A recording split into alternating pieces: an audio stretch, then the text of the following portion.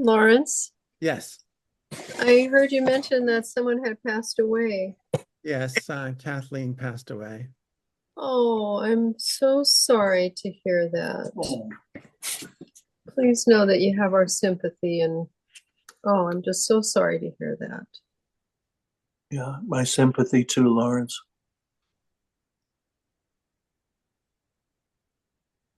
Really don't want to talk about it because I don't know if Okay, Yeah, I can of it's course. okay. Of handle it. course, I'm sorry. I thank you for sharing that. Uh, I'm going to just mute us. We're a little bit active. We were getting proactive to join the meeting to be sure to be on time. But I'm gonna turn my video off and mute us. But I'm listening, and then if there's something, this is just a general question period. Is that right? that's correct. Well, since I was somebody else going to ask a question? Nope, not yet. Well, I had a situation come up, and without showing you, or I don't even know if you would have ever heard of this happening, but last summer we had some house guests. We had a woman from Denmark, and there was a deer in our yard, and she was just fascinated by that. And so she went outside, and the deer was, of course, trying to graze at our garden. But Kirsten was very quiet in the yard and just very gradually taking steps toward the deer. And I started filming her. And as it happened, the deer felt confident and came over to her and was putting its nose to her outstretched hand. And it was so dear. It was just a nice film, and there wasn't much else that happened, just that it was a special moment between a human being and an animal, a wild animal, and she had never experienced anything like that. Well, later, when I wanted to show her the video, it was like 6.5 minutes of video condensed into 18 seconds. And I have no idea why that happened. And I took it either with I think with my iPhone. Okay, I can tell you how it happened. When Okay. you started filming, you either didn't see where the iPhone was set, or you brushed your finger across the surface and you set it to time lapse. And so it was doing a time lapse as if you were trying to show slowly moving water rushing down the stream bed. And instead of doing that, it sped up what you were doing. There is a way to fix that though. And, Okay.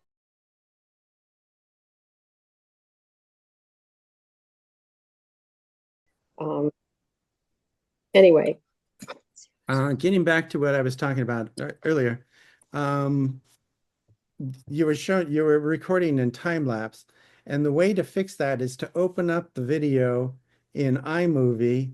And I don't know that you can do this on a phone. You might have to do this on a computer. Open it up in iMovie and go into um, I can't remember where it's located. There's one of the menu options about the video. And if you play it, if you tell it to slow down the video, it'll stretch it out again so Oh, that it doesn't, you're not showing um, several minutes worth of stuff in 18 seconds. Uh, yeah, but iMovie can both slow down the video as well as speed up a video. I And see.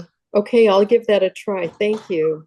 and also one other thing is if you're going to share it with her or you're sharing it with anybody, when you are done modifying the video, go to the file menu and export it as an MOV file, as an M4V file, not as an as an MP4 file. The reason is that MOV files are proprietary to Apple, and while a lot of video things will accept them now, your average PC user probably won't be able to read it. And so if you export it to MP4, then at that point, everybody can that can see it. Oh, The MOV file format has a lot of special things like the slow down, speed up, and other things that other movie formats don't support. So export it as an MP4. Before I put our stuff up on the website, which I admittedly haven't done in a while, but I'm going to in the near future, I export it as an MP4 so that I can upload it to YouTube or send it to somebody. MP4 is not as compact as MOV, so the file will get larger, but at least people will be able to see it. And I'm sorry it disappeared there. oh, uh, I'll just ask you real quickly though, if she has Apple products, would it work with the MOV file? It'll work with the MOV or the MP4.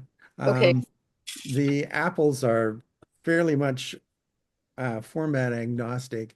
I do all my video editing on a Mac because it's much, much, much more flexible than doing it on a Windows machine. Our church, we stream our video and we put it up on YouTube, but I do all that work from home. I don't do it at the church. I see.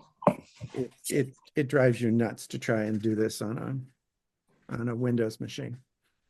Well, boy, I just want to state our appreciation for you. Both George and I think it's just fabulous that you continually meet together with people who are interested in learning and sharing information.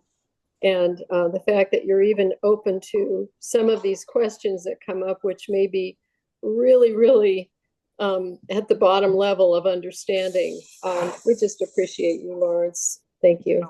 I've been doing this for a long time. Kathleen and I started the South Bay TRS 80 users group in 1977. So Oh my goodness. a long time ago. We were both much younger.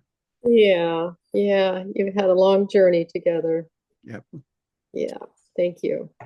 Okay, I'm going to go ahead and mute myself and turn the video off, but we're here. Okay. We'll be listening. Okay, I need to do something, which is what I want to turn that on, and I want to turn on that so that and before someone asks, I forgot to make a sign-in sheet, I think.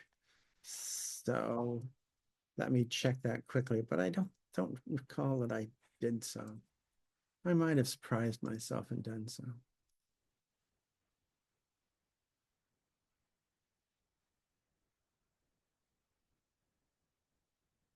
Yeah, I didn't. Oh well.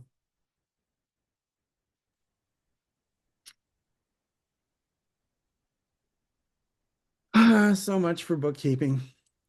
We're in the middle of the question and answer session after a short, brief pause because the internet went out.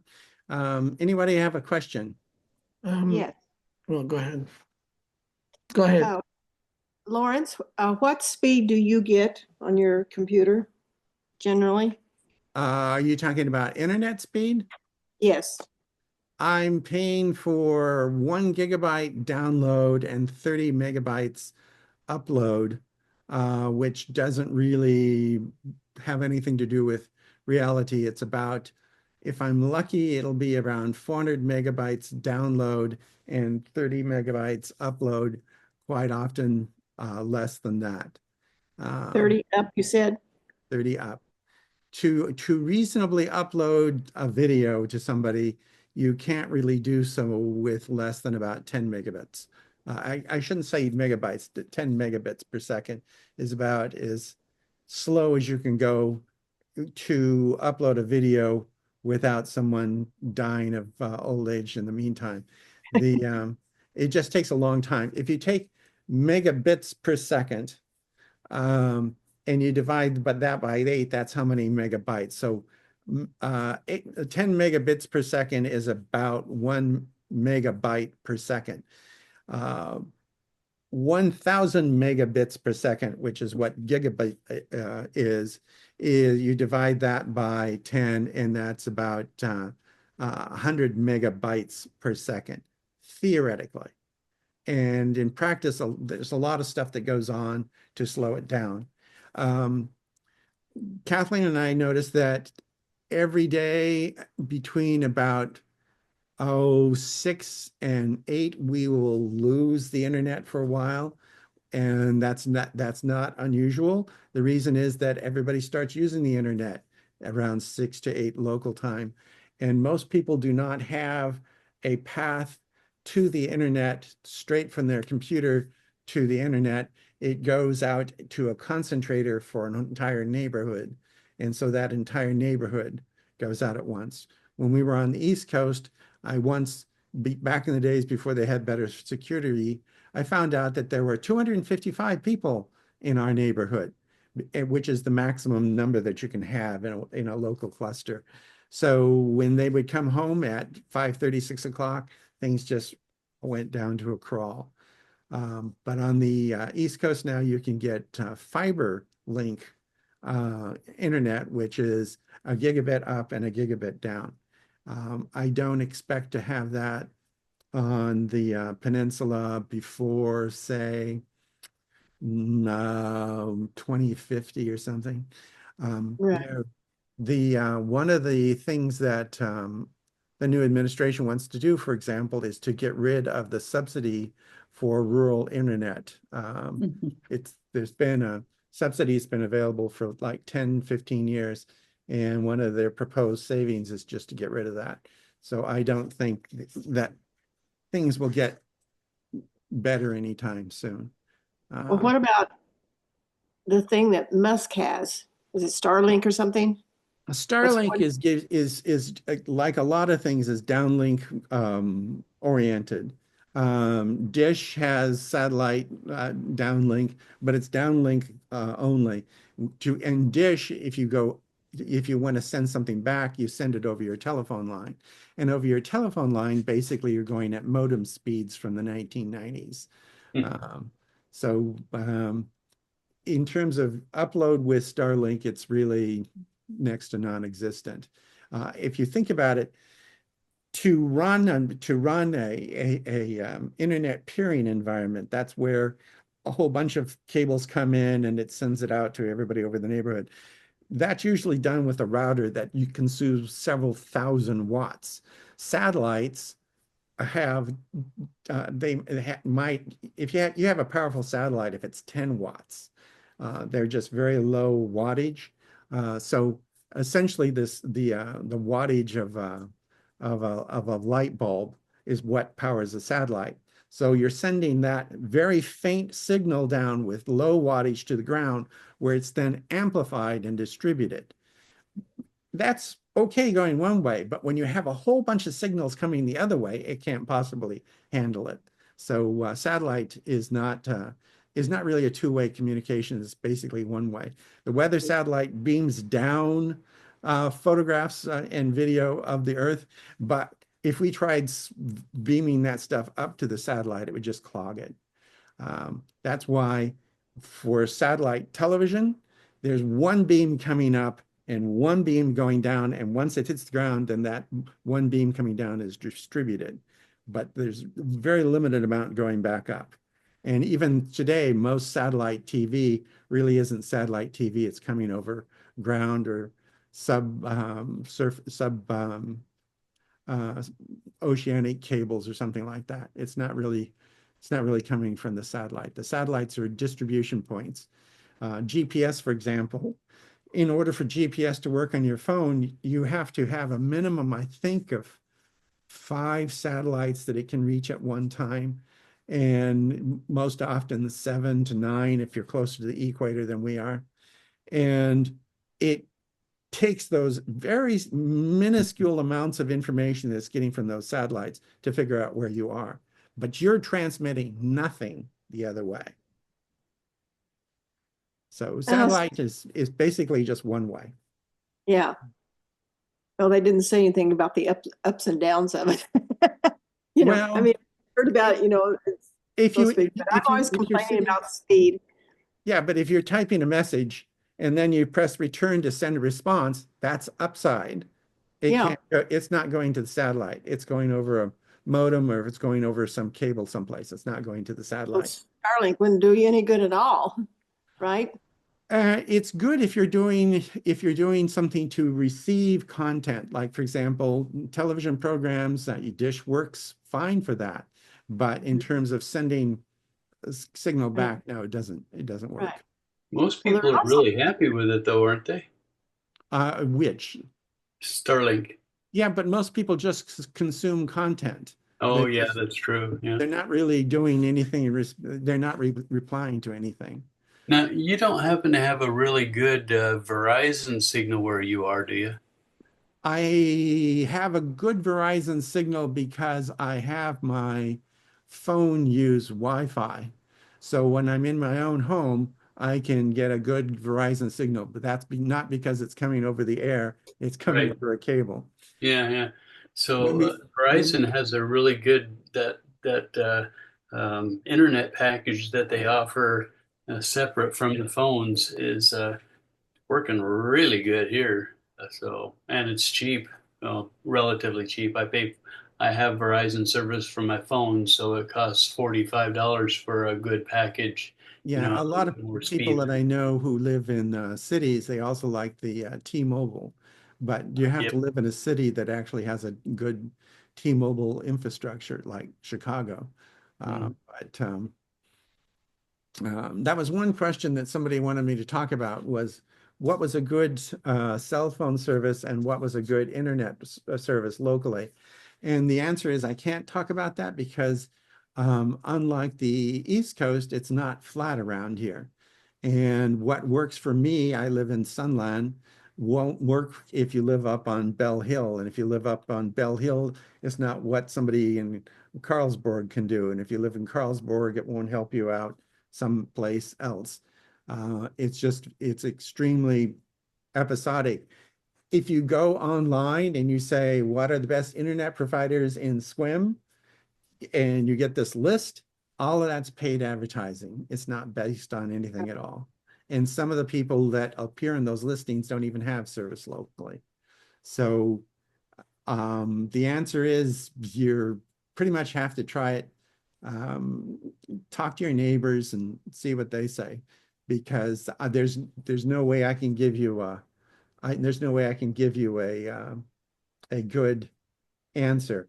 If you live in Squim, there are for certain few blocks downtown, and when I say few, like 20 blocks downtown, where you can get high-speed cable from a company called Nicola or something like that. It's not like every time I see the name, it reminds me of the cough drops. They have good high-speed cable. And also, if you live in Squim, Olipen is a good source. It's not cable. That what they do is they put a dish on your house, and you get basically a microwave link to wherever their local transmitter is. And depending upon whether or not there are buildings and trees in the way, Olipen may not be able to do anything for you. But those are two examples that work, but only if you're in Squim. If you live someplace else, your best bet is just to talk to your neighbors and see what they say. We're not going to get good cell service on the peninsula. We're not going to get good internet service on the peninsula. And a lot of that has to do with the fact that, let's put it this way, Victoria, BC has more people just in the town of Victoria than in all of Clallam County. And Clallam County goes from, I can't remember the name of the little village. It goes anyway, 70 miles from here to the Pacific Ocean. And there's 70,000 people. We probably have a lot more deer than that. And deer don't use the internet. So, you know, we're just not a big market. That's one reason also why when somebody wants to know how long does it take to get from Seattle over here, I say, well, if the wind's blowing, it could take hours because you've got the ferries to contend with, and you might close the bridge, and we might have an avalanche or mudslide or You know, we just, we're not in a metropolitan area, for which I am very grateful. But when it comes to cell service and internet bandwidth, there's just Nothing no. is fast in Washington. When we moved here, because the speed limits were so slow, when we first moved here, just coming into the state of Washington, you know, I couldn't in the highway, and I could only go 60 and stuff like that. And I said, and then you get here and all the water, like you said, and everything. And yeah, we're about 35 miles or so from Seattle. However, it takes you never Yes. know.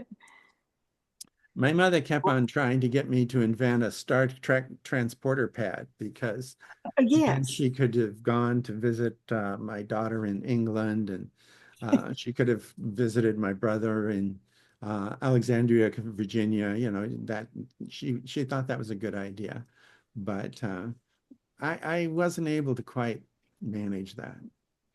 Lawrence, I have a question. Yes. I remember quite a while ago, we were talking about copy machines, and you said instead of dealing with their software, you connected them to something on the computer. What did you do, and how do I do that?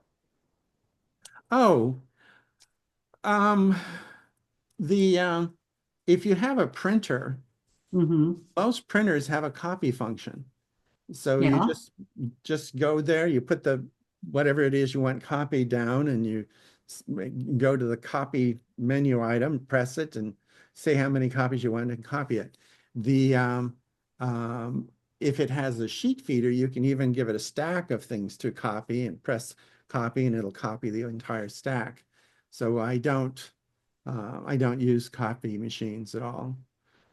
Okay, The other thing, what I'm trying to do is I'm trying to copy something and download it to my files, and I'm having trouble doing that. It will scan it, but it won't download it. So I'm wondering if there's some kind of trick or something. Cindy, yeah, actually there is a trick. Maybe. It depends upon how new your computer is and how it was hooked up to the how it was hooked up to your printer. I have two printers, and I did not use the software that came with them. I just hooked them up, and then I told the Mac software to talk to them. And in the setup, one of the things you can do is you just tell it, you find the printer on your network and ask it to install a driver on your computer for that printer.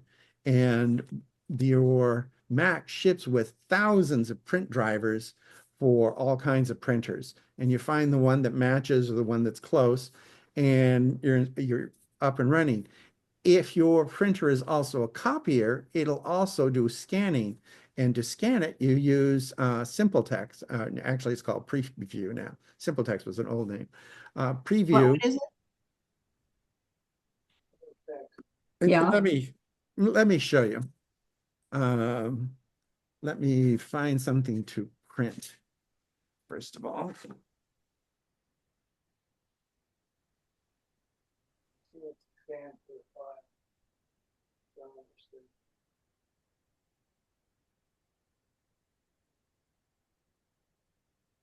Okay.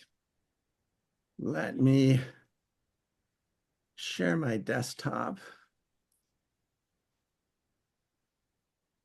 Yeah, go ahead, let it do that.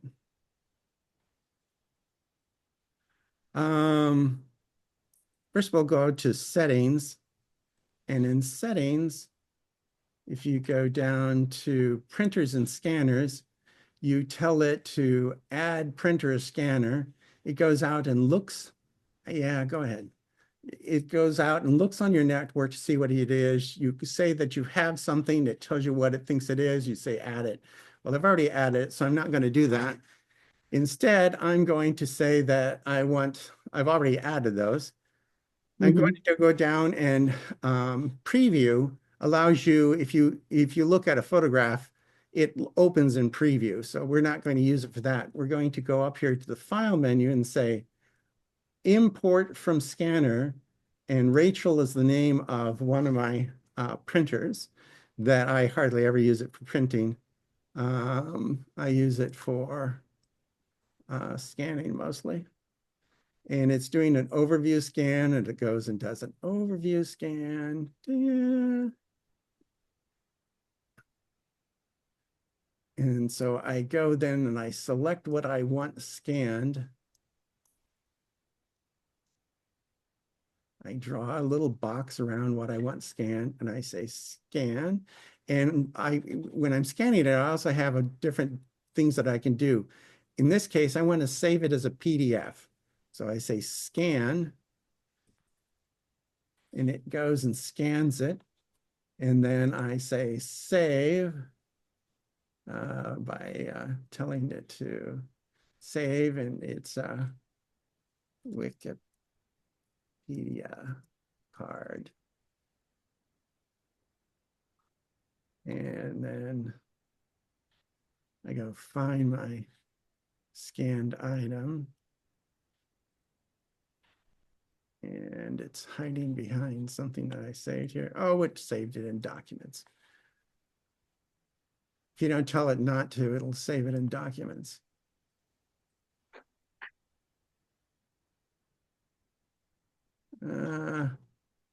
Actually, I don't know where it saved it.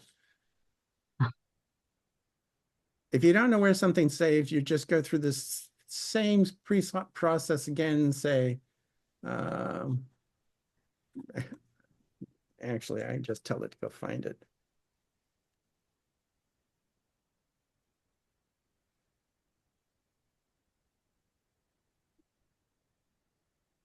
It didn't work. Why didn't it work? Could you put this step by step in the newsletter? If someone reminds me. Because I'm always wanting to put something in the printer and mail it to somebody, you know. And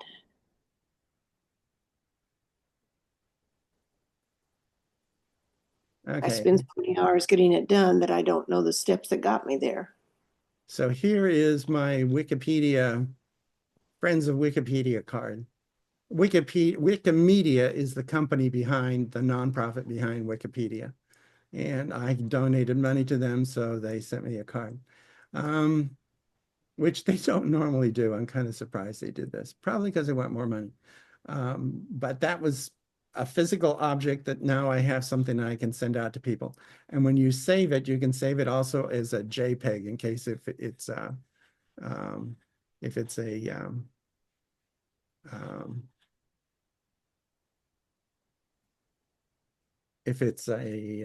photograph that you want to save as something. But if you send me a message, I can see if I can write out the steps and put them on the website. It's not all that complicated, but the first time through, it's less than intuitive, I will admit. You're looking at, especially since one of the tools that I use, Preview, people normally look at if you click a photograph, for example, and here's a photograph. It comes up and it opens in Preview. Preview is the program that just opened that thing, which is something I wanted to talk about today, by the way. I've got to show my screen so you can see what I'm talking about. So Lawrence, would she be able to use the zip drive in her printer and then just take it to her computer? Zip drive, or maybe if she probably doesn't have a zip drive. Zip drives don't exist anymore. It might have a CD, it might have a SD card in some printers, but those are actually fairly rare. But this image is being shown in Preview, and Preview is if you take a screenshot of something and click on it, that's what it opens up. And reason I wanted to show you this cartoon because it's something that you should keep in mind. A lot of people, when they say that you are the product, and they're talking about Twitter and Facebook and so on and so forth, what they're saying is that basically Twitter and YouTube and not so much YouTube, but Twitter and Facebook and so on and so forth, they make their money by selling your content. And the content that you provide them is your name, your contacts, your friends, your purchase history, your advertising preferences, and so on and so forth. So um, this cartoon is saying that you are not, this device is not your device. You are the products, you are the device's device. It owns you, which is somewhat cynical, but also somewhat true. And I just thought I'd share that with you because it cracked me up when I saw that. We are at the end of our Q&A question period, but if anyone has one more question, I'll try it. I have one. Yes. Are you aware of a problem with CarPlay in the iPhone where if you ask Siri to play a playlist, it just plays some random song and ignores your comment? And that's been going on. I went on the internet and I Googled the problem, and it turns out a slew of people have the problem, and it goes as far back as iOS 17 and a half, and it's still present today in 18.2.1. Yeah, the problem with that is that when you Apple uses CarPlay so you can do things like tell it to play Taylor Swift or something like that. When it comes to playlists, though, that's much, much, much harder. Taylor Swift, if you download a Taylor Swift song and it's on your phone, you tell it to play Taylor Swift. The metadata, the information that tells that what Taylor Swift is embedded in the song.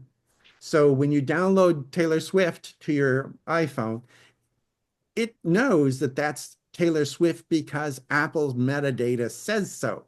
But if you say, play my Sunday afternoon's playlist, it looks through your metadata and it can't find that because it's not really on the device. Supposedly, That's in your own part of the operating system. There's two parts of the operating system. There's the part that belongs to Apple, and Apple uses it to talk to its stuff, and there's your stuff. And Apple can't touch your stuff. And the reason is that it's the only way to protect you in case someone seizes your phone. So if somebody takes your phone, they might have the phone, but they can't touch your stuff. And neither can your car. And this came up because a security engineer was going down the road one day. Security engineer at Apple was going down the road one day, and his kid said, "Play such and such," and it played this kid's playlist that he didn't even know was on his phone. And the security researcher said, "That is not a good thing." Because other people would do things like they knew that they'd steal someone's phone, they wouldn't give him his password, and they beat him up, and he still wouldn't give him the password, but they knew he was girlfriend with Gina, so they'd say, "Call Gina," and it would call Gina and say, "Gina, I lost, well, Gina, I lost my password. Could you tell me the password of my phone?" And they give him the phone. So Apple said, "Your stuff is completely under your control. Apple can't touch it." And when you say, play Taylor Swift, okay, I can do that. yeah, that works fine. That works fine. Yeah, but if you say, play the Sunday playlist, nope, not going to work. Yeah, the only problem is if you're alone in the car, to play a playlist, you have to manually click on one of the songs in the playlist and it'll play the rest of the playlist automatically. But that's not a good thing if you're driving and you want to just have Siri do it, and you can't. Yeah, my solution is not something that most people will go with because it costs money, and that's I use XM radio. And Oh, okay. unless I'm on a ferry or in a tunnel or something, or if I'm going through or they're tall trees or in going through a valley or lots of other exceptions, it works fine. Right. It was kind of a shock when I moved back from Japan, because in Japan, all of Japan can be covered by one satellite, one Mm, TV satellite, one radio satellite. So if you go anywhere in Japan, you can listen to the same radio station anywhere in Japan. You don't ever have to switch it to the local channel, especially right. when I was in college going between here and Washington State University. I had to switch the radio about a dozen times to get Right. a Right. decent signal. Well, in Japan, anywhere you go in the entire country, you just leave it on the radio station that you like. In the UK, where basically it's BBC, leave it on the same channel. In the United States, it doesn't work that way. So when XM radio came out, I was on the East Coast. I went for that in a heartbeat, but it doesn't provide you the same richness that you can provide on with your own playlist on Right. your own phone. But if they give you that, if they give voice access to that, they can get voice access to too much else. And so Apple said no. Also, the National Transportation Safety Board said, not a good idea, because again, if it's a two-way thing, as you're traveling down the road, your phone is also picking up local things from the environment and putting them up on the screen. Like, for example, it'll tell you that the speed limit dropped from 30 to 20 when you're in town. Right. You have it Right. on there. So it's getting information from the outside world, and the National Transportation Safety Board doesn't want people to mess with that. So it very much is limited by the government for safety reasons, and it's limited by Apple for privacy and security reasons. So Apple is never going to fix that issue. I wouldn't say never, but until they can figure out a really clever way of insulating it in such a way that it can't mess with the car and it can't mess with your privacy and security, they probably don't consider it broken. There are lots of things that you may think are broken because they don't work the way you want. It Right. doesn't necessarily mean that Apple thinks they're broken, because as you can tell just by their computer ads, what they sell a lot of is convenience, but they also stress privacy and security. Right. Thank you. That explains a lot. Yeah, probably not what you wanted to hear, but Oh. I have another iPhone question, and that is I have an iPhone 16, and I recently did the update that they suggested was necessary, and I've lost Siri. I mean, she doesn't answer me anymore, and so I wondered if anybody else had that problem. I haven't had that problem, but I suggest that if you go into the settings and just look for the setting for Siri as well as the setting for Apple Intelligence, you might Okay. want to look at both of those. Okay. Apple Intelligence works with Siri in 18.1 a little bit different than it did Yeah, prior to I that. did that earlier, and I could make her, she wouldn't talk out loud. I could access her by pushing the button on the side of my phone and saying, "Hey Siri," and she would be there, but she wouldn't talk. And I asked, just have, so Is it possible that you might have turned it's the volume down? no, but I'm going to do what you said, and Yeah.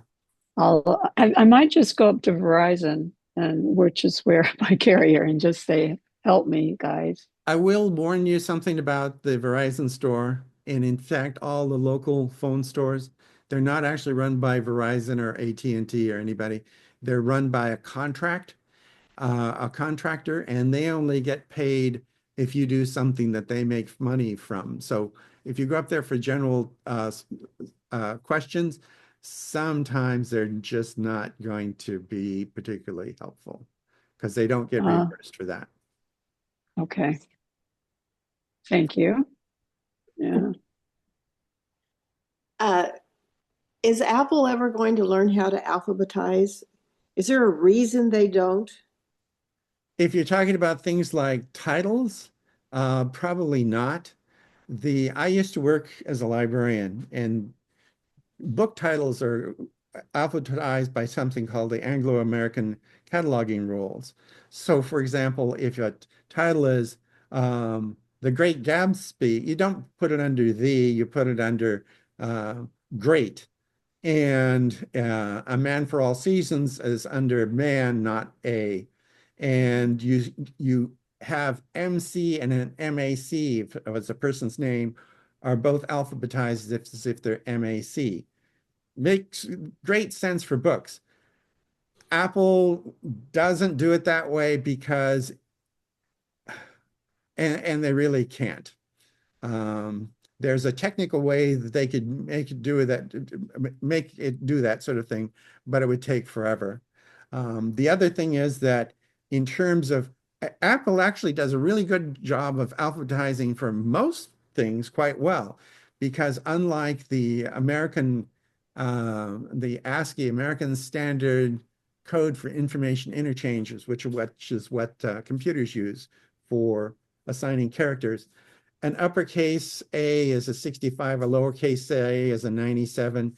So if you computerize things, if you tell the computer to alphabetize things, it'll have things that are all uppercase at the top and things that are all lowercase down at the bottom. Apple doesn't do that. So they're really good at alphabetizing. But when they're coming to things like names and titles, no, that's Well, when I first got an Apple computer, which was in 2010, and right off the bat, like you're on the internet, you find something and oh, I want to keep this article, and what do they call that? And you could throw it in there, just tap it, and it would save it for you. But it wasn't alphabetized. And I thought this was so great for just a little while. Then I had such a long list, and then I'm having to drag everything, and I've actually, they can do that kind of alphabetizing almost instantaneously.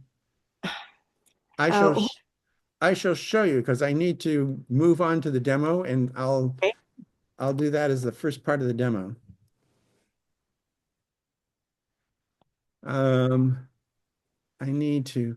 You probably can't see these, but I've got these things on the screen that are kind of messing with me. So I have to move them out of the way. I have a folder here called AI Illustrations. Actually, that's not what I wanted.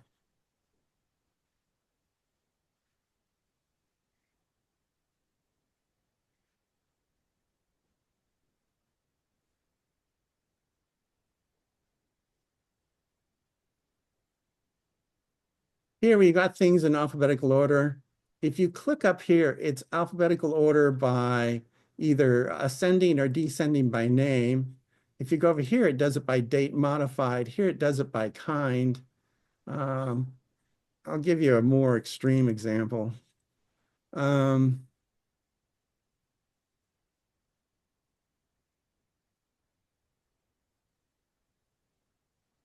Here, they're alphabetized by name. I click on it again, it does it in reverse alphabetical order. Here it does it by date. Here it does it by size. Okay. Here it does it by kind. And you can even do it by color. You notice that I have these little green and blue dots. Well, that's by tags. I can go through here and I can just make a tag for this particular thing. I don't want to mess it up because that actually tells me something.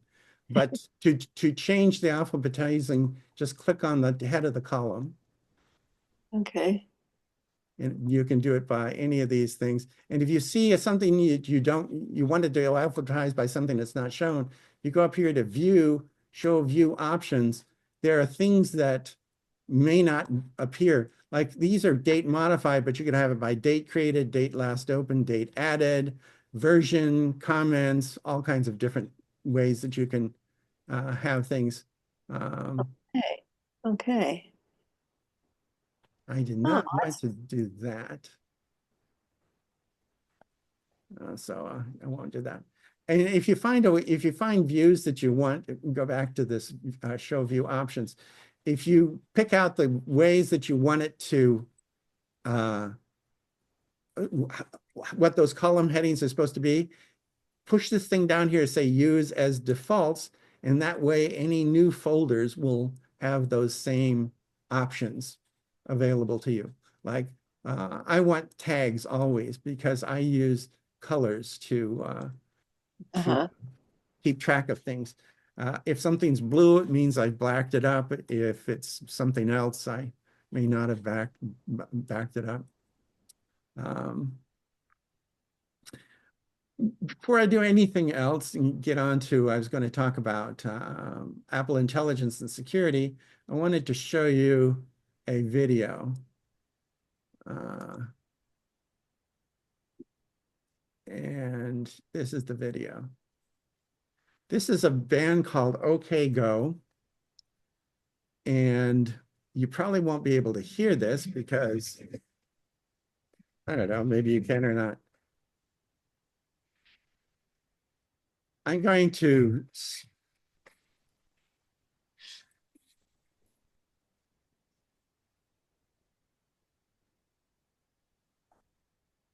this video is a rock video that you can get on YouTube.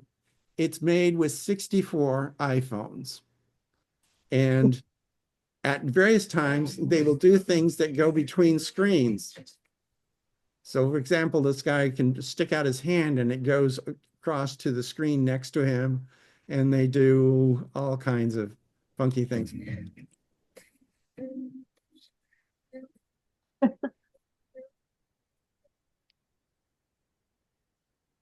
And I mention this to you because if you ever want to do something funky with your phone, and that's a funky thing that you can do with your phone.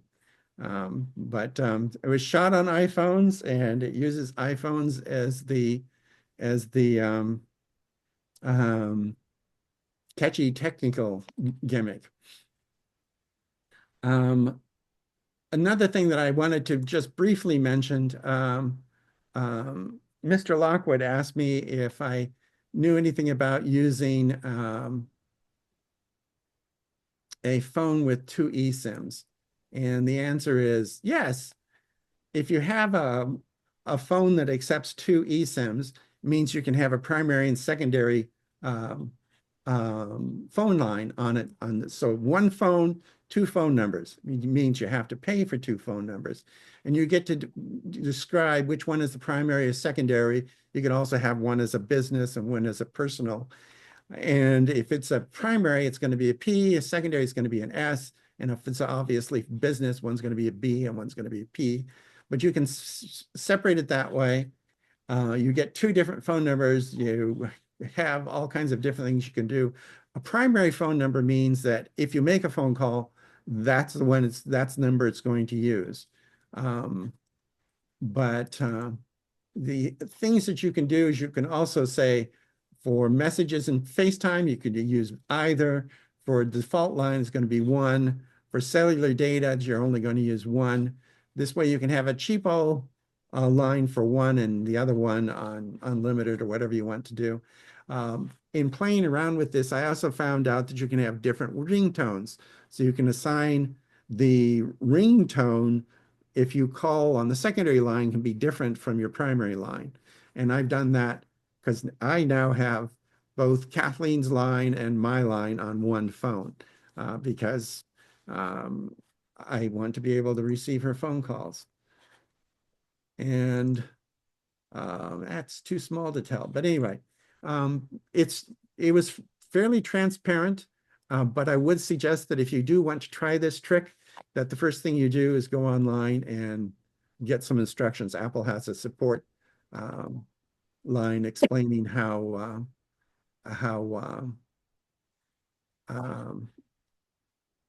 you can use it with 2 SIMs, and that's not what I want. I want this. And I also want to talk briefly about security. This is a screenshot I took of something that says Chase wants to know if I want to, if I recognize this charge for $200, $385, $650, $560. And yes, I recognize it. No, wrong charge. I did neither of those. Instead, I went up and I declared this to be spam. And why did I do none of those? Because I went up to the address line, which is right up here where it says it's Chase Fraud Protection. And if you hold down your mouse button on it, it shows you what address it really came from. And this came from Kenneth Duncathan at iCloud.com, which is not Chase. So if you see something suspicious, come up here and click on the who it says it's from to find out if it's really from them. Are they also I'm all at once of just getting tons of ads in my email, or very well, they're not even, some of them I'm sure it's not even legitimate ads, but the answer is for something like that, just go up and mark them. Make sure you mark them as spam. Because if you don't mark them as spam, you'll just get more of them. right. Well, what I've done always done before, because they usually say subscribe, unsubscribe, and I would unsubscribe. Now that what they're doing, you go there to unsubscribe, and they want your email to unsubscribe. Yes. Don't unsubscribe. Right. Because the reason why you shouldn't unsubscribe is not obvious. If you unsubscribe, it says, oh, that's a live one. Yes. So you've told them it's not a random number. Now, right. if you are getting messages from, say, Swains, and you don't want to get messages from Swains anymore, go ahead and unsubscribe. If you're getting them from JCPenney's and you know it's from JCPenney's, go ahead and unsubscribe. By the way, JCPenney still is selling goods. They just don't sell it in stores. So if it's a legitimate company, you know it's legitimate and you don't want to get their messages anymore, just say unsubscribe. But otherwise, just go mark it as spam. And that's true for messages. This past year, you might have noticed that we had an election. The state actors, meaning other countries, use the excuse of our elections to just fill our mailboxes, our messaging full of spam. They've done this in the past, but nothing like this time. I was getting a couple hundred messages a day that were just people trying to find out if I existed. And what you do is you go up there and you, again, say just that you mark it as to delete, and the Mac will ask you, do you want me to block this? And you say yes, and it'll do so. The problem is that sometimes you can't really tell. Like this says, the USPS package has arrived at the warehouse and cannot be delivered to you. Okay, now this sounds like something that you would care about because United States Postal Service seems legit. But if you look at the URL, it doesn't end in USPS. There's this hyphen, and then it's got this stuff here. This is who actually sent it. It wasn't sent to you by the US Post Office. So it looks legit, but look at this email address, this URL, and you'll see that it's not the US Post Office. And this one here, your vehicle has an unpaid toll bill. To avoid excessive late fees, go and promptly pay $6.99, and it gives you this thing, easy drive. But this is, again, it's not a legitimate. Also, I haven't traveled on a toll road in a long time. Eva with Job Match. Lisa here is at info for the UPS position. Click here, blah, blah, blah, for an interview. I did not try out for a UPS position. So that's not this is another one where it says there's a post office address, and that's not really a post office. Something that I found that I really liked is this chart, which is what people think are problems with illegitimate actors and what is actually the case. Reported cyber attack causes. In 2024, 7% were breaches based on privilege misuse. 23% were miscellaneous errors. 26% were social engineering. Social engineering means that somebody got in by pretending to be somebody else. 8% were, basic web attacks. 33% were system intrusion, where they actually got into the system. But this is the incidents that reported. The ones that were reported most often were denial of service attacks, which is they didn't get into the system at all. They just gunged it up so bad that you couldn't use it. So you see what actually happened and what most of the attacks were. There's a complete misconnect in terms of academia, in terms of what people are publishing and what incidents they actually talk about. You'll notice that denial of service attacks gets a lot of attention in academia, but in terms of total problems, it's really not, it's outsized compared to the real problem. News coverage talks about denial of service attacks if Twitter goes down, but 66% is lost or stolen assets. And again, you can see that what's actually going on and what's actually happening are not the same thing. And what people look for is not the same thing. So what I want to tell you about is basically what you should be concerned about. You should be concerned about your password.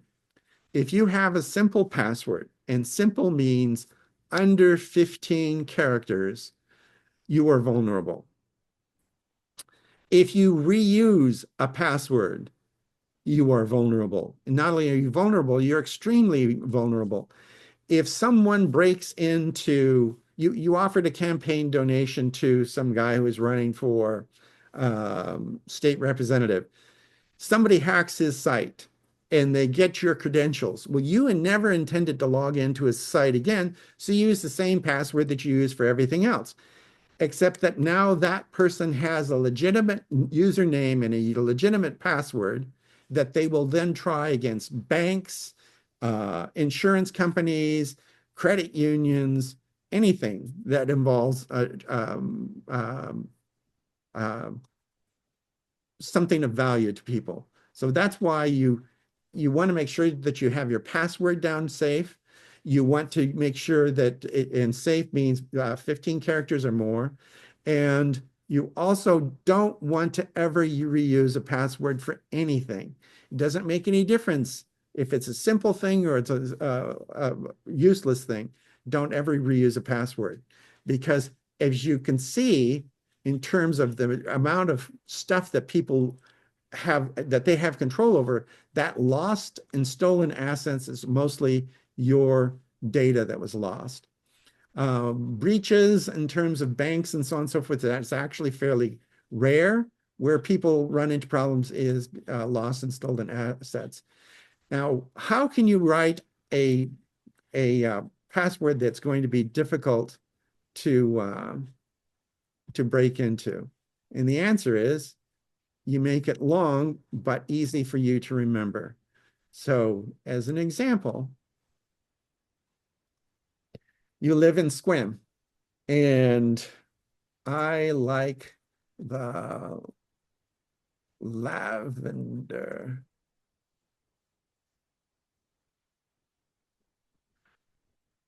This has upper and lowercase characters, and it has a number, and it is 33 characters long. It's easy to remember. 2024 doesn't necessarily mean you like the Lavender Festival 2024. It means that you set this password in 2024. So like in 2026, you look at that and you think, I should change that because it's been up there for 2 years. So this is a easy to remember password. It's easy to type. When you have something like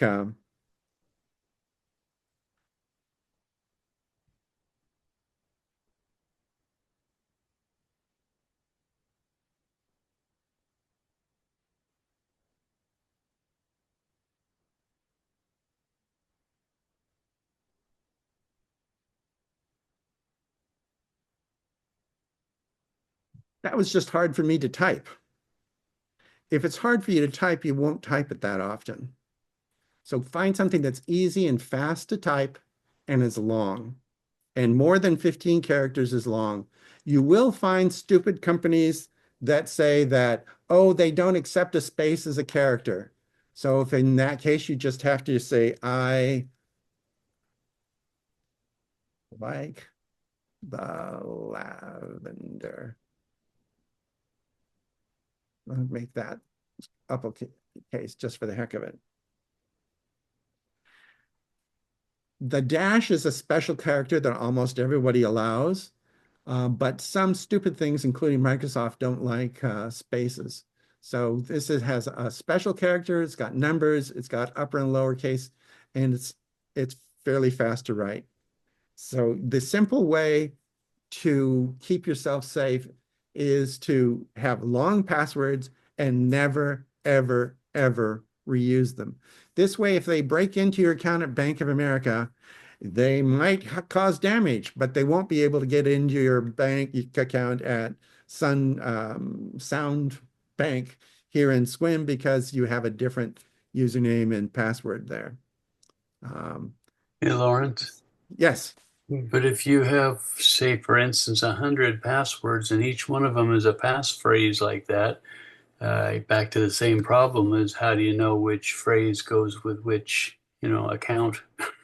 That's where you use a password manager, and I highly recommend 1Password and what is the name of the? I just got this wrong earlier today. Sequoia comes with a password manager built in. And the same password manager is built in to Sequoia. It's built into the current iPhone and iPad operating systems. So, and if you tell them to sync to each other via iCloud, if you make a password on your Mac and later on you're using the bank app and you want to know what the password is, you can look it up on your iPhone because it syncs to your phone, to your iPad, to your Mac, all together. And Apple now bundles that into Sequoia, to iPad OS 18 and to iOS 18. So that's the easy way to keep track of it. And if you're not on the current operating system, I highly recommend 1Password. 1Password you do have to pay for, and if you use it on both your Mac and your iPhone, you'll have to buy 2 copies, one for the Mac and one for your iPhone, because the iPhone version it's got the same name, but it's a different thing, so they charge you twice for it. But Sequoia would work for both? If you have the current operating system on your Mac and the current operating system on your iPhone, yes, it'll work for both. The trick is make sure that you go into your iCloud preferences and sync them so that they talk back and forth to each other. Lawrence, I have a quick question. Yes. I use 1Password. I just got a new iMac and it's got the built-in password program and it keeps popping up and getting in the way of my 1Password. Is there a way for me to turn that off? I haven't wanted to, so the answer is I don't know. Okay. It covers up the 1Password thing that pops up that you click on. It should disappear if you just click anywhere else. Yeah. Okay. But I don't know if you can turn it off because I haven't wanted to. I have both 1Password and I have Passwords, which is the Apple application. And I'm going to be switching everything to Passwords because among other things, they don't charge you a subscription fee. How much trouble will that be? You have to export your passwords from 1Password, which is a pain. Yeah. Okay. It's not impossible. In fact, 1Password even has a built-in menu that tells you how to do it, but you probably won't be able to figure out how to do that without looking at their documentation. Yeah. And Passwords itself, Apple's Passwords, has a page that tells you what format it needs to be in, and you can do it. Okay, thank you. I wanted to spend what little time we have left, because I got sidetracked on other things, talking about Apple Intelligence. one thing that's different, you'll notice that almost everybody wants to have artificial intelligence embedded in something that they think that you want to buy. And most of the things that people want to embed it in, I find horrifying. If any of you have ever had a Roomba originally said that it had artificial intelligence, and then I kind of backed off of it because people who've had Roombas know that they're actually pretty stupid. They've got a good algorithm, though. A Roomba goes along till it bumps into something, and then it bumps into something, and it slowly starts turning in a direction until it can free itself, and then it goes off until it bumps into something else. And some of the more advanced ones can actually keep an internal map. It draws a map of where it's vacuum. So it figures, okay, I went in a straight line here. I should be able to turn around 180 degrees and go in a straight line back the other way and get the entire floor by doing this. So that's not really artificial intelligence. They actually built some intelligence into the robot. But a lot of the AI stuff, Intuit is talking about they have artificial intelligence in their accounting software. I don't know about you, but I would prefer that the only intelligence involved in keeping track of my accounts is mine. I don't want something to come in from the side and decide, no, you didn't pay enough for that bill. I got to bump it up or drop it down or not count it this month. I don't want artificial intelligence in accounting. I don't trust it yet in cars. You know, there are things that I don't want to do. Well, Apple has their artificial intelligence, which they call Apple Intelligence, and it now exists on the iPad, the iPhone, and in the Mac. And on the Mac, there's this menu item that appears in Sequoia. It says Apple Intelligence. It is turned off by default. So Apple says, hey, they've added Apple Intelligence to Sequoia. Well, I'm not seeing anything different. You have to turn it on. So here's the menu item on your settings, and then you go through and just turn on the parts that you want it to pay attention to. And one of the things that I should have mentioned this earlier, somebody was saying they say, hey, Siri, you no longer have to say, hey, you can just say Siri. And then my HomePod is yelling at me. My HomePod is upset because I called it. But you don't have to have that hey anymore. My HomePod is yelling at me. You have to turn it on. And same thing on your phone. You have to turn it on. And then you can do some things that are fairly clever. Like, for example, it will it's useful. It gives you new ways to look at your mail, for example. It'll summarize things. If I look at if I get a mail coming in, it'll give me a summary of the message. It looks through the content and gives me a summary. What Apple does, though, that's extraordinary is how they've done that. They don't offer this on all Macs. You have to have one of the last two models of iPhone, and you have to have a recent Mac. Why? Because it takes a considerable amount of horsepower, and it takes more memory in order to do these tricks. And that's because Apple does as much of the processing as possible on your computer. So if you ask it, what time is it? It'll tell you what time it is. It would do that before. If you ask it how far between here and Seattle, it can actually do that kind of calculation on your device, as long as it has an internet connection. And so it can ask how far away is Seattle, it'll come back with an answer. But what the question was, it doesn't pass on. The Apple Intelligence only passes on the necessary information to answer the question. So how far is it from here to Seattle? The only thing it really needs to know is, where is Seattle? Because it knows where you are. And then it does it with the original question, why you wanted to know about Seattle, doesn't know, doesn't care, because the rest of it's done on your machine. And the summary, when it's summarizing messages, the messages are already on your machine. It does an analysis of the words in there and says, okay, Barbara wants to know if she should water your lawn tomorrow. Okay, it'll give you that summary before you even open the message. But there are other things it can do. And among the things it can do is a new app that you probably didn't even notice, but you might have. What is it called? Image Playground. Image Playground exists on the iPhone, the iPad, and on the Mac. And these are images that I created with Image Playground. But before we get into that, I want to, I lost my folder here. I wanted to show you some things that I did. I wanted a picture of an Asian water dragon reading a book. Now, something that you need, before you look at these photos, something you should know, Asian dragons do not have wings. Asian wagons don't have wings because they don't need wings in order to fly. And as a result, Asian dragons have 4 limbs. I have 4 feet, and you have 4 limbs, 2 hands, 2 feet. European dragons have 6 limbs, 4 legs plus 2 wings. Technically, that makes them a bug. I did not want a bug.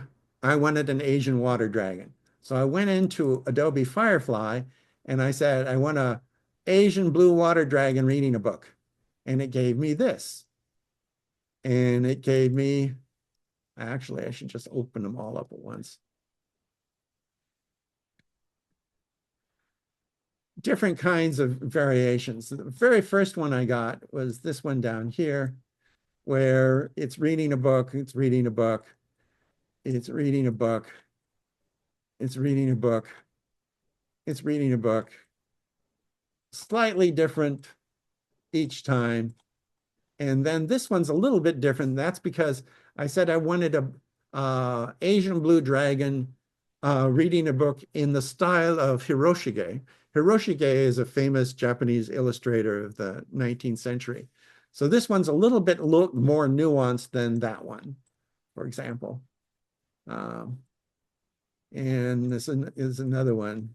This is Hiroshige, and this one is Hiroshige.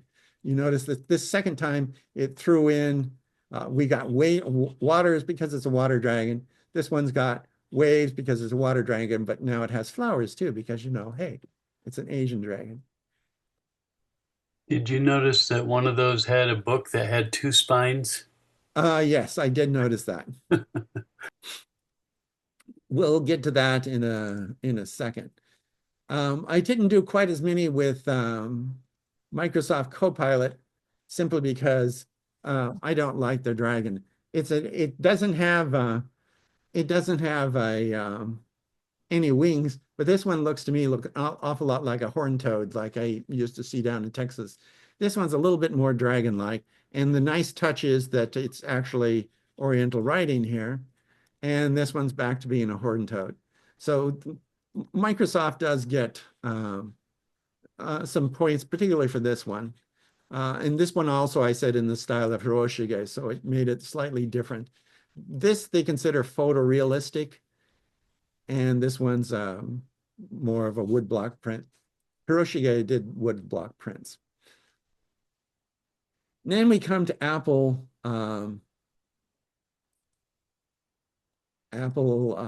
Intelligence. Again, it's a blue water dragon reading a book in a library. And this is Apple's blue water dragon. This is the photorealistic, and this is one that I say was an illustration. So that's not bad, except that the first time that I tried this, no matter what I tried, I said it was an Asian dragon that I wanted, I got wings. And instead of reading a book, for some reason, it's playing cards. And I can't really explain it. It's just not the Asian dragon that I wanted.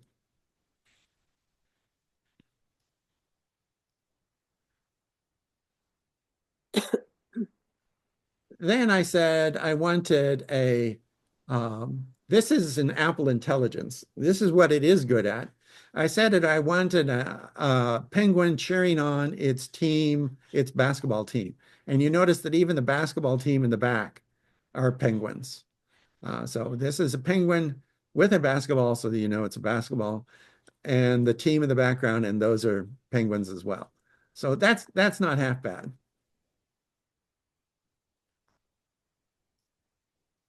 And here are different pictures of me. Now, this is the photograph that it started with. It's a picture of me done in Apple portrait mode, taken with my iPhone. And here's what it came up with. I said that I wanted a scholar done in the reading a scroll in the style of Hiroshige. So apparently scholars are glaring a lot. So even though my original photograph didn't have me glaring, because I'm a scholar, I have to be looking sad or glaring or something. And here I said that I wasn't a scholar, and here I said I wasn't a scholar, and it created that based upon that picture. So how does it do that? Well, let's try something again. And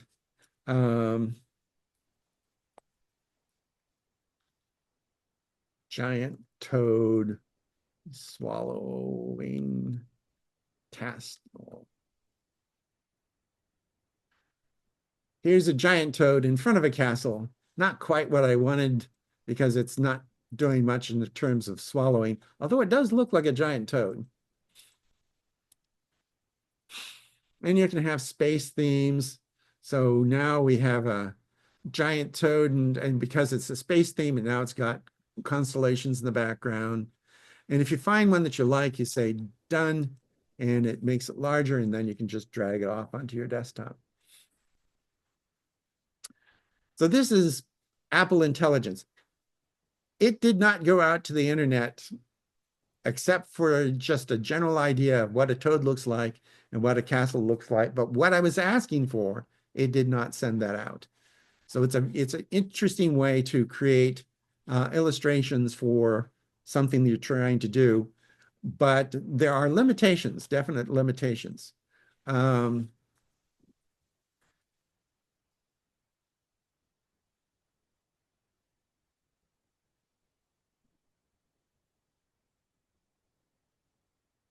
You say politicians screaming at protesters with rifles. There's a good chance it won't do that. It says unable to use that description.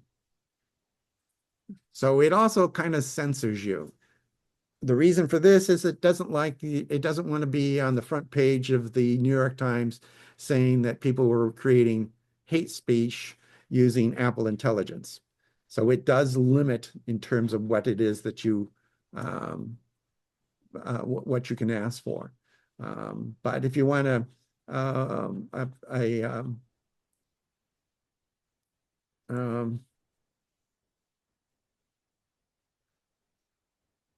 birthday cake for a girl, comes up with a birthday cake, and it gives you different variations. Like if you decide that you want a blue birthday cake for a girl, hopefully it'll change the color. Okay, that's kind of almost a teal, but sure. Oh, 315th birthday. A very old girl. Anybody have a suggestion of something you want me to try? I have a quick question, right quick though. Is this just for the Mac or is it on iPhone and iPad? It's on your iPhone, it's on your iPad. You just have to look for Image Playground. Well, I did a search and it doesn't find it. Are you using iOS 18? I am, yes. It's on mine. Huh. I'll take a better look. Thanks. Oh, question. Did you I don't remember if I had to download it or not. Did Yeah, you you turn have to on turn it on. Did you turn on Apple Intelligence on your iPhone? I did, yes. Yeah, you might have to download it. Yeah, I just did, so Okay. Suggestions, and it's something you want me to try.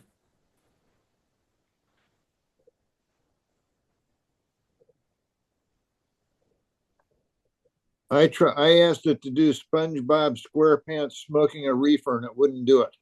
Yes, it won't, because it recognizes those as either restricted by content, meaning the reefer, or restricted by copyright. Right.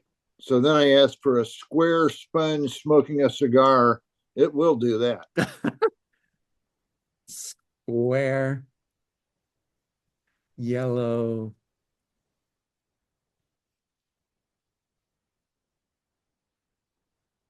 sponge smoking a cigar. I need to get rid of the birthday things. So, Okay, that's a little bit weird, but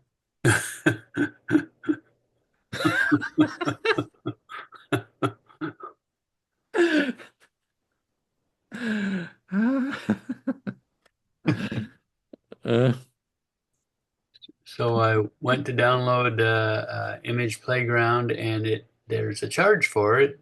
But the description of the in-app purchases are all in Japanese, Chinese, whatever. So I can't read them. then it's not apples. Oh, okay, so we want the Apple one. Yeah. Okay, great. Thank you. Okay. I'm going to skip the image playground because you can play around with that um, if you have the right operating system. And I want to go on to something else, which also is with Apple Intelligence. And I can never find it. Oh, there it is. I don't use Pages that much, so you'll have to forgive me if I don't seem to know what I'm doing.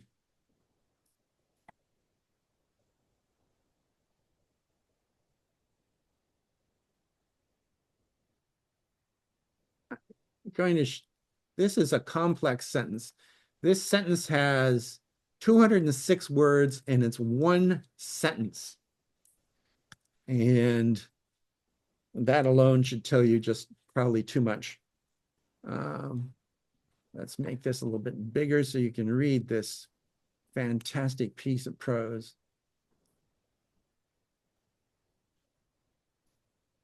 And we get to 200. Ah, we can get to 200.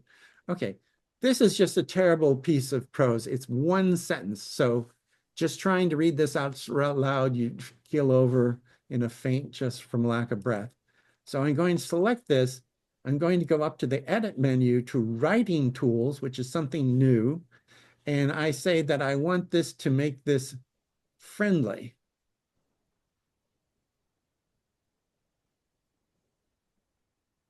And it comes up and I copy that. And I come down here and I paste that and it makes it not only friendlier, but also way too big. You'll see that among other things, it's much, much shorter than the first one. And also it's more than one sentence. It's at least 3 sentences that I can see. Okay, other possibilities are for writing tools. I come back here, I try it again, and I say I want it to professional. And I copy that. And I paste it in, get giant text again.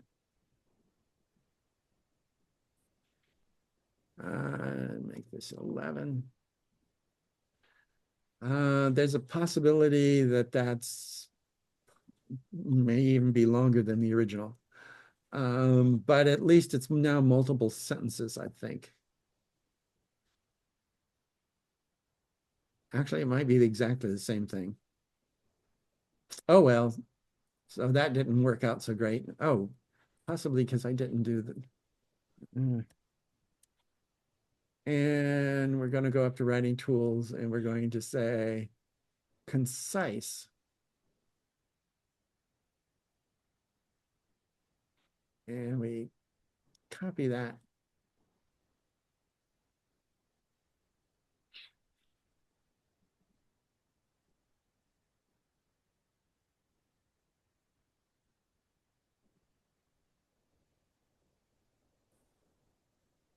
And so as you can see, it made some fairly decent changes here. And I looked at these earlier, and they basically say the same thing.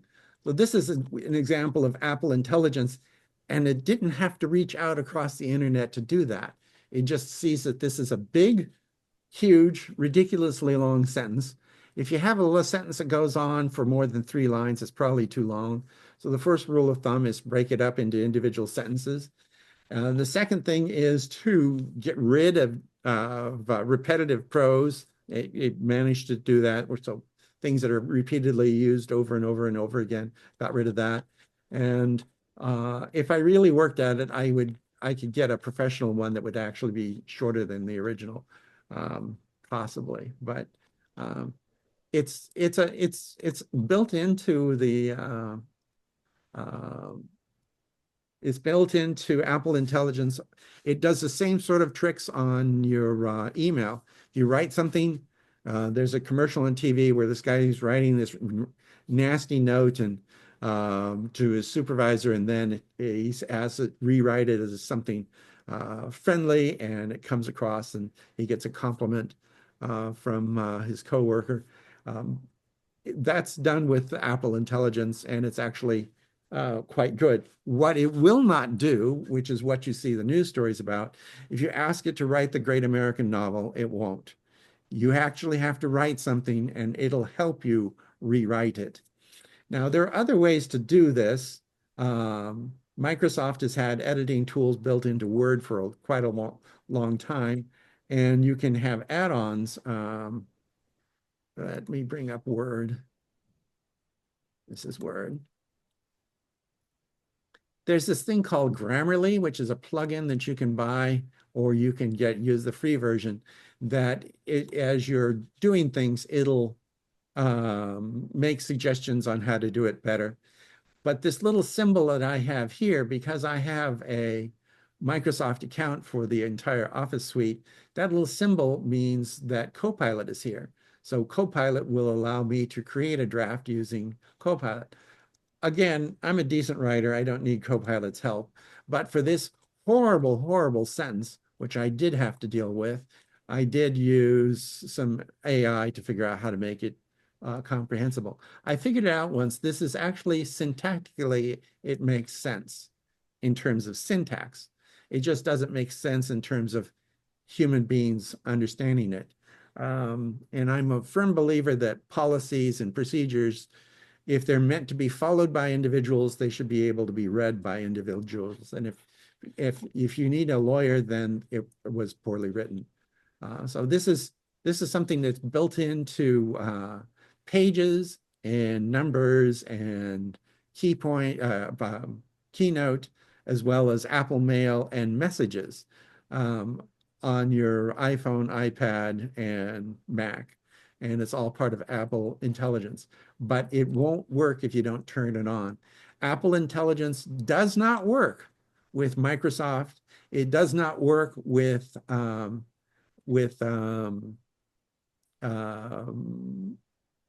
It does not work with Microsoft Edge. Things that aren't made by Apple doesn't work with those. Lawrence?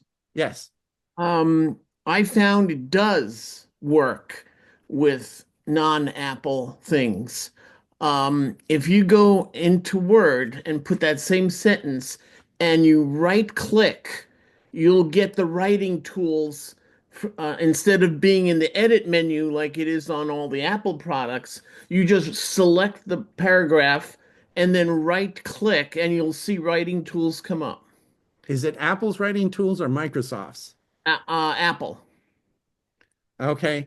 It is possible, because Apple at their developer conference did say, if you want to incorporate these tools in your software, do it. But for the most part, right now, it's just Apple stuff.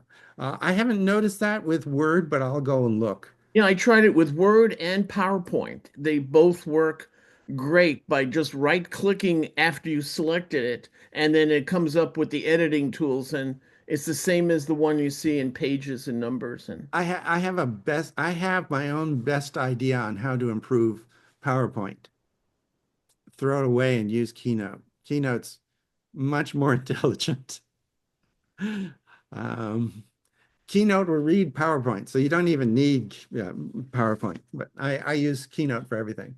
When I was working for the government, I used to have to do presentations using PowerPoint, and people would say, "Oh, your slides look so great. How'd you do that?"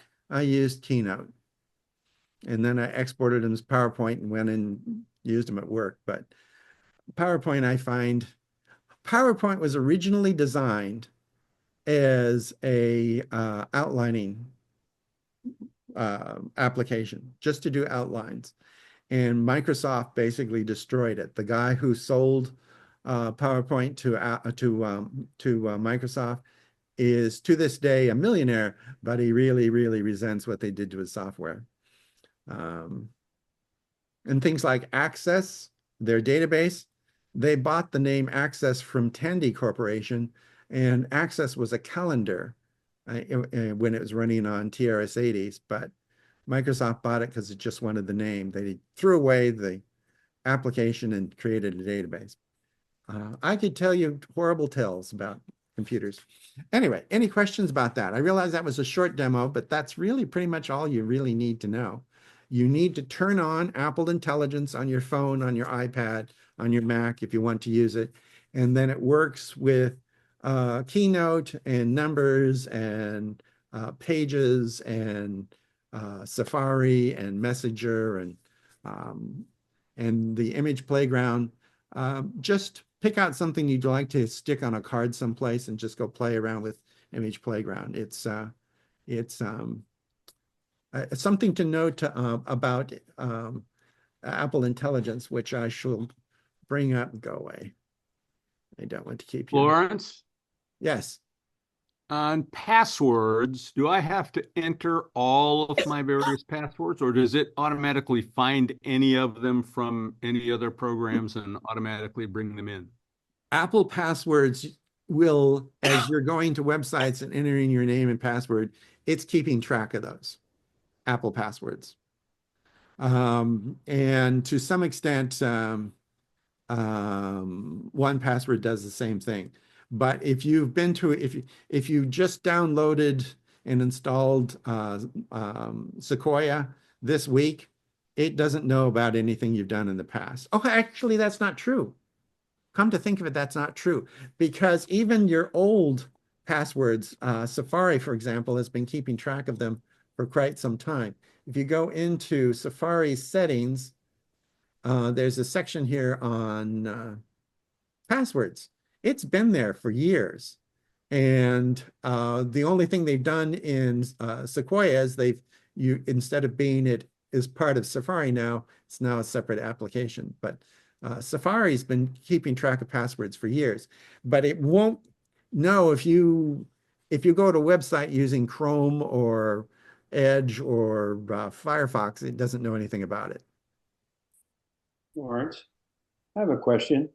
Yes. With the Apple Intelligence or any artificial intelligence, can you take some sort of a legal jargon or like some sort of an insurance jargon that who in the hell can understand it all and have it simplified in very simple things that you can understand? Yes.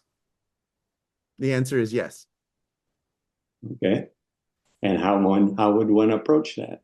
You just copy it off of their website, for example, is a good place to find fine print for your insurance contract. Just go onto your website and ask for a copy or scrape it off of your PDF and then paste it into Pages and say, go to the writing tools and it'll simplify it.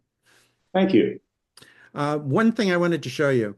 I told you that Apple doesn't go out and send your entire request. There is an exception. If you want to use ChatGPT and you have a ChatGPT account, you can set it up so that it will use ChatGPT. I don't want it to use ChatGPT because I don't want it to have that out there. One of the things that happened with ChatGPT is the AI interface that's been in the news over the past year or so. They had a data breach several months ago. And if you had a ChatGPT account, then whatever you had in your account may not necessarily has, but may be in somebody else's hands. But if you wanted to use ChatGPT, you can allow Apple Intelligence to go out and talk to ChatGPT, but I didn't want it to, so I turned that off. And the reason why the rules are slightly different, you have to be signed into ChatGPT in order to use it. And so it might stay on your computer if you're doing Apple Intelligence, but as soon as you start using ChatGPT, it has to send the request to ChatGPT. So it's no longer just on your Lawrence? computer. Yes. I don't have a Chat GPT account, but Siri does say that it got some stuff from Chat GPT. That's because it makes a request from ChatGPT. You don't. Oh, and I don't need an account then. It depends upon what it is. Like if, for example, there are some things that you can get from ChatGPT that gives you a limit. Like I think with a free account, you get limited to how many requests per day. Once you run up against that barrier, it doesn't work anymore. Oh, You have to okay. wait until the next day. Gotcha. Thank you. So I just wanted to mention the fact that yes, you can talk to ChatGPT if you want to, but I have that turned off because I don't want to.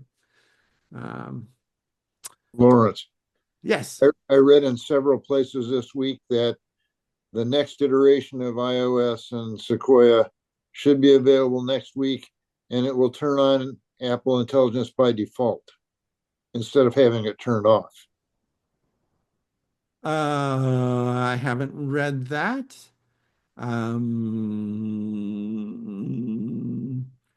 Okay. I hope there's a way to turn it off because a lot of people don't want it for a variety of reasons. Like, for example, in schools, you don't want students using that if they're in a writing class and you want them to write complete sentences and paragraphs. And Probably there will be a way to turn it off. I'm just saying it'll be, and you won't have to turn it on. It'll be on by default. I haven't read that. I'm not sure what I think of that. I personally probably would have liked it. I don't know. Maybe they've done enough testing and they think that the training wheels can come off. But I do caution people to be very careful with artificial intelligence because artificial means it's really not real and it can make mistakes. So for example, artificial intelligence in spreadsheet, not sure what I want it to do. If I type in 2 and I want it to add a 2 to that and come up with a 4, I don't want it to be creative. I really want a 4. Just something to wonder about. Also keep in mind that if people are basing their predictions upon beta software, when it goes out to the beta testers, Apple wants them to beta test them, so it might be turned on by default. Doesn't mean it's going to be turned on by default for users. Just they said it's the Golden Master, which was released. Yeah, I'll believe it when I see it. I guess we only have to wait a week if that's accurate. Yeah, well, a lot of things aren't. Yeah. Lawrence, it's getting kind of late in the session, I know, and this is kind of new stuff, but maybe next time or sometime in the future, you might share with us what you think might become of the AI that the $500 billion heirs are announcing sometime over the weekend that they're going to put into it. I'm just real curious what that buys. It buys more billionaires. More people will make money from it. I don't know that that's necessarily a good thing. I don't think it's going to make you and I any richer. Well, the only thing that I saw was one of the people in there was talking about cancer research and how it might find cures for cancer, which sounds like a wonderful thing, but I can't for the life of me figure out how this stuff happens. The answer is they've been saying that for 20 years.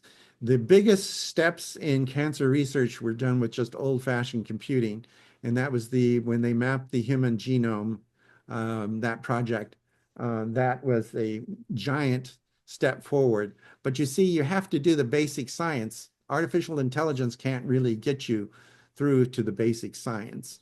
And they haven't seen I haven't seen anything now with AI that can't be done with traditional computing. For example, the word tools that I was showing you, Grammarly has been doing things like that for a decade. Microsoft has been flagging things. I used to tell people when I was teaching that if they sent me a paper that looked like a Christmas tree and everything was underlined in red and green, they couldn't send it to me until they got rid of all the red and green. And that's because Microsoft 15 years ago was flagging things that was misspelled in red, and it was flagging repeated words like saying the, and things like that. It's been doing that for a long time. That's not artificial intelligence. That's just good programming. What Apple is doing, the part that they've added to it is the security part. In terms of the tools themselves, that's not necessarily new technology. The security part is definitely an Apple innovation. So finding how cure for cancer, I don't see how that's a good sales technique to tell you that it's important. I don't see that it's going to make a difference. There's Adam Engst has in Tidbits this week, a short article about how to use ChatGPT with spreadsheets to get information that he would have had to spend an awful lot of time manually to get, and also some of the pitfalls, some of when it goes wrong. And Bruce Schneer also has an article on his site about some of the dangers of AI making up stuff. Yes. That's been a problem for quite some time. When they did the current AI models, the large language models, it's called large language models because they fed it billions of words. The large language models that we have today does not know the difference between To Whom the Bell Tolls and Gray's Anatomy. It doesn't know that one's fiction. It doesn't know what fiction is. So if in For Whom the Bell Tolls, if the hero manages to patch himself up using an old bandana and allows him to run 40 miles through the desert, and you try to do that, you'll probably die because it's fiction. But the large language models cannot tell the difference between a lie, the truth, fiction, and reality. And those are different things. But doesn't You know AI, if you ask it, tell you the source of its information or no? No. Oh, it doesn't? No, because it's compiled. It's compiled out of billions upon billions of things, and it might tell you the source of something, but what it's telling you may not be the part that you focus on. For example, if you want to know, write me a resume to get a job as a programmer. Okay, write you up a perfectly good resume. And you go in and you turn it in, and they laugh at you because they gave you a resume for a COBOL programmer. And if you don't know that a COBOL was a language from the 1950s, you're in sad shape there. It usually doesn't tell you anything at all. Wow. That's dangerous. Yes, it is. That's dangerous. And that's why when people say they want to use AI for a doctor's diagnosis, I think, no. I don't think so. If he wants to do a doctor's diagnosis on a robot, that's fine. Diagnosis on me, no. I'd rather have humans do that. Good luck finding one. Keep in mind that the movie 2001, we're already a couple decades late in making that happen. So what they could do in 2001, the movie, we still can't do in 2024. True intelligence is hard. And if you don't believe me, if you're the least bit skeptical, go into a high school class on any subject and tell me how difficult or how easy it is to teach them anything at all.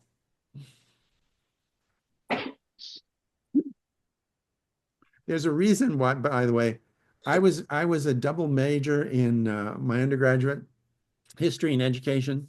I did not even bother to apply for the education degree, even though I qualified, because after going and teaching and student teaching, I decided, no, I want to teach college. I wanted people to pay to listen to me rather than listen to me just because the bus took them there and they had no choice. There's a difference in motivation.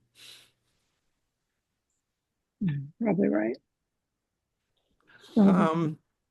Any other questions before we go? Oh, I need a new computer, and do you know of anything coming down the pike? Should I wait a while? Is there something that other than what's out there right now? Apple's definitely going to come up with something in 2025. I have no idea what. I will tell you that if you want a laptop, all of the Apple laptops right now, the only thing I would suggest that you pay attention to is the hard drive size. If you buy any Apple laptop, any Apple desktop, they've doubled the amount of memory. So now you get a minimum of 16 gigs, and that's because they needed more memory for the AI stuff. But that means that every single model of everything they have has enough memory. What people tend to try and save money on are disk drive space. You will use more disk drive space than you know what you're doing. I'll give you an example. If you have an iPhone and you use messages on iPhone, you should go into your settings and see how much room messages is using. It's probably using in the gigabytes because nobody ever bothers to delete old messages, which means that every time somebody sent you a photograph or sent you a PDF or sent you a movie, it's still in messages. And the same thing happens with your computer. So get at least a terabyte of disk drive space, and any of the Apples out there will be sufficient for your needs. Everything Apple is producing right now, this very second, has more power than you can use. I recently bought a new machine. Anyway, I'm sorry? I don't use a lot of space anyway. You might not think so, but once you start taking photographs, and people, they tend to be very careful when they photograph things, go and photograph everything. I would go to the grocery store and Kathleen would send me a photograph saying, I want this brand of oil, and I want this brand of soy sauce, and so on and so forth. There are lots of things that people use cameras for that you don't think about. I wanted to, I was talking to my daughter. She was here in late December, and I was talking to her and I said, I have a list on my phone. I'll send it to you. And she came over and used her phone to take a picture of my screen. And I said, what did you just do? And she says, it's faster. So now she has a picture of the screen showing my list of things that I wanted to show her. People use photographs for everything, and they take up space. So don't shy away from having a terabyte of disk space. You'll end up using it for something. I don't use, let's see, I'm going there right now. Let's see, what do you find that under? Just click on the image of your disk drive, or if you don't see the image of your disk drive, if you don't see an image of the disk drive, it's actually hard to find out. So, well, isn't that under the Black Apple? How much space you're using? No, it's buried. It's there, but it's buried. Well, but anyway, everything that Apple produces today, I would recommend. Just make sure you have enough disk space. The question that Mr. Lockwood asked me earlier, and I sent it back, the response was, he has a friend who wants to move from a PC to a Mac, and he's already got a screen, he's already got a mouse, and he's already got a keyboard. Does he need a new one to work with a Mac Mini? And the answer is no. It doesn't come with any of those things, and you can plug PC, keyboard, mouse, and screen into it. The question is, if you that you really need to think about is the keyboard any good? Is the mouse any good? And is the screen any good? A lot of PCs come with really terrible screens. And Apple makes a point of having really good screens. You can get not the one from the manufacturer, but you can go into Costco and you can get a really nice LG monitor for not much money that's better than the screen that comes with any PC that I'm aware of out there right now. So, but yeah, you can go out and get a Mac Mini and reuse PC screen and mouse and keyboard, but you might end up buying a new one later on anyway, simply because you don't like the quality. But it says 40.84 gigabytes of 256 GB used. okay, that's not much, which means, among other things, that you're not saving any movies or photographs to your hard drive, and you really should. Yeah. Well, and I guess that was in the newsletter about what the other gentleman just talked about. I learned because I just learned about the messages and the call it attachments or whatever with it. It doesn't delete. And why don't they fix a delete that means delete? Anyway, so how do you go in and get rid of those? Like If you click on a message, you can delete the message. You can do that on the Mac. You can do that on your iPhone. That'll get rid of the message. But if it's a long string of messages, it gets rid of the whole thing. It gets rid of, like, if you have a string of 200 messages, if you delete it, it gets rid of all of them. There is a way to delete the individual photographs and movies and so on and so forth, but I'd probably have to show you how to do that at some Well, I don't meeting. save messages. I don't have reason to, or if it's saved, it's just till the appointment comes or whatever. But I thought it said something about if in those messages there were pictures sent or something like that, that the pictures don't get deleted. If until you delete the message, the pictures don't get deleted. There is a way to delete individual attachments in a message string, but I'd have to show you. I can do that at some meeting sometime. Well, if you delete the message, then it deletes all the attachments. okay. Well, okay. How is it stacking up for those people that are having a problem then? Most people don't delete messages. They don't delete them? No. Some of us work on it.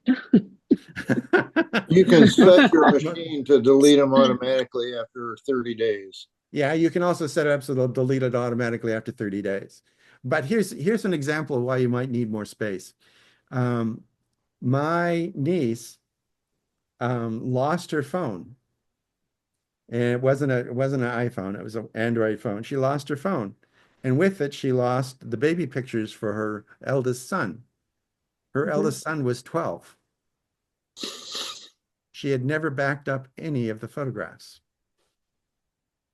So when she lost her phone, she lost 12 years of photographs. All of them. Permanently.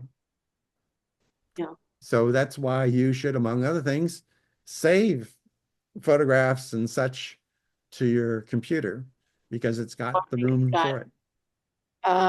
In photos, I think we got 5,000 or 6,000 photos in there. All Europe and all over the world. And does that take up a lot of space? Yeah, it should be more than your 40 gigs. 5,000 or 6,000 photographs should be a fair amount of space. No movies.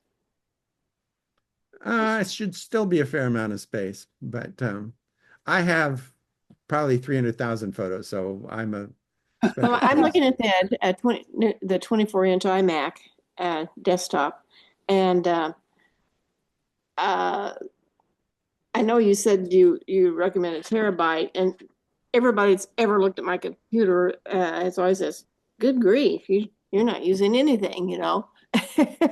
And so, You bet you could. and I thought, do I need to pay that extra money just for something I don't use? I consider disk drive space sort of be like closet space. Most people don't have any extra room in their closet.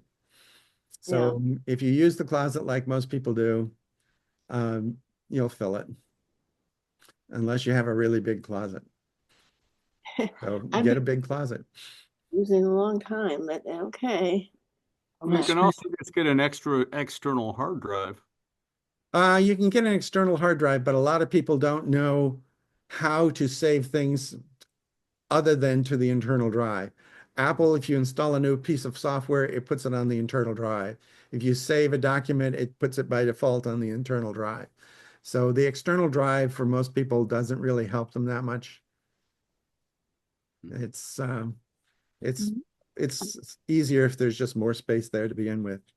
I will also tell you that since moving to Squim, I've helped half a dozen people who had their Macs stop working.